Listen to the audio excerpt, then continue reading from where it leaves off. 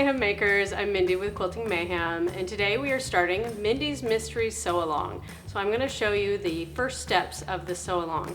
We are going to be using Andover's Sunny Bee collection, and then I have some Robert Kaufman Quilter's Linen in the green that I'm going to use as the background. And we're just going to start with basic tools, your 45mm rotary cutter, and if you know me, you know I love the stripology ruler, so I'm going to show you how to use this ruler to make the cutting simple. Let's go to cutting. As you can see with working with full yardage, it is wider than my mat and my ruler, so we're going to have to fold it in half to get it to fit. Now if you have concerns of getting curvy strips, which nobody likes, make sure that your selvages are lined up and nice and straight before you do the next step where you're going to fold it in half. And then I just have the fold meet my selvaged edge. I don't have as much space here as I do in my own home station, so we're going to make it work. And then we're going to line up our ruler. So all I need to do is line up my fold on the white line. And then I'm going to scoot it down because I'm going to clean off this right hand edge.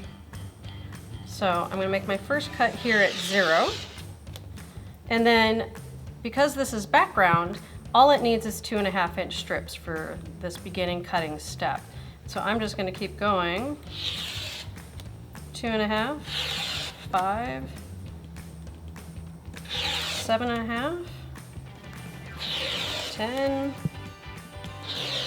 12.5. Make sure you're using a good sharp blade so it's getting through your layers, but you should then have 5 strips at once before you have to move your fabric. You can then essentially repeat the same steps, line it up, fold it, lay your ruler down, and repeat until you get the number of 2.5 inch strips that you're going to use for whatever size quilt you are making in this sew along. Next, I will show you how to cut your main prints, which should be fat quarters, or they can be 10-inch squares or yardage. I'm going to demo on my fat quarters, the basic cutting for this. All right, so now we're going to work with fat quarters. Once again, it's wider than the mat and then the ruler, because a fat quarter is generally 18 inches wide by 20 to 22 inches long. So we're going to fold it in half. Because we don't have really a fold or anything, we're just going to match it as best as we can with the selvage. So let me show you the selvage here. And I just have it pretty straight in half. Now if you're a new quilter, I would recommend starting out cutting one fabric at a time. Those of you that have been quilting a little longer, you can actually layer up. So I'm actually going to do 2 of them and just have one on top of the other. So I'm just taking my fold here, matching up my folds, and they're going to be what I call kind of my baseline for the ruler, as best as I can. And because we're trimming and it's got plenty of fabric, I don't have to make sure that I'm getting every inch of this fat quarter with what is needing to be cut, so I'm not too worried about how they lay out.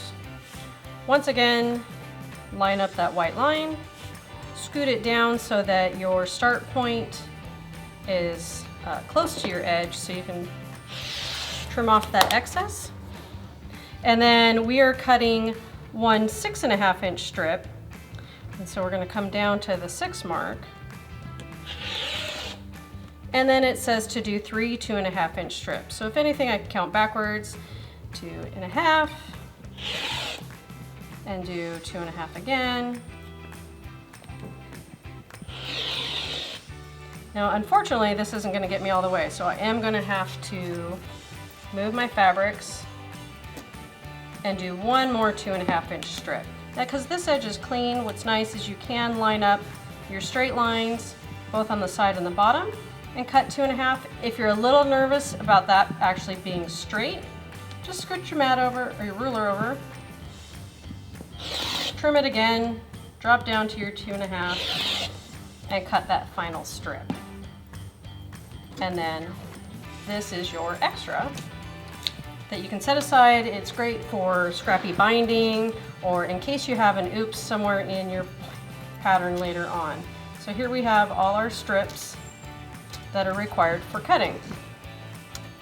Then what will happen is you're actually going to cross-cut your fabrics into squares. Okay, so then for the subcutting, you have multiple options. You can continue to use the Stripology ruler.